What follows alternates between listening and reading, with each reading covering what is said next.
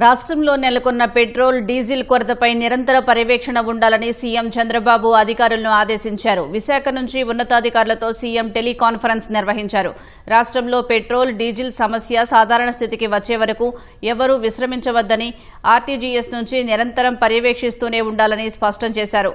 Oil కంపెనీలతో సంప్రదింపులు జరుపుతూ క్షేత్రస్థాయి పరిస్థితిని ఎప్పటికప్పుడు పరిశీలిస్తూ ఉండాలని ఆదేశించారు.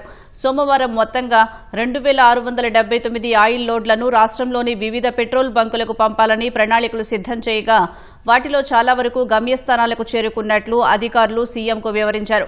మరోవైపు పౌర సరఫరాల శాఖ మంత్రి నాదెండ్ల మనోహర్ కూడా ఇంధన పరిస్థితిపై ఉన్నతాధికారులతో టెలికాన్ఫరెన్స్ నిర్వహించారు.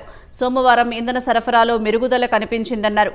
ఇదే స్ఫూర్తిని కొనసాగించి ఇంధన సరఫరాను పూర్తి స్థాయిలో క్రమబద్దీకరించాలని మంత్రి ఆదేశించారు. రైతులు ఇంధన కొరతతో ఇబ్బందులు పడకుండా అధికారులు ప్రత్యేక శ్రద్ధ తీసుకోవాలని సూచించారు.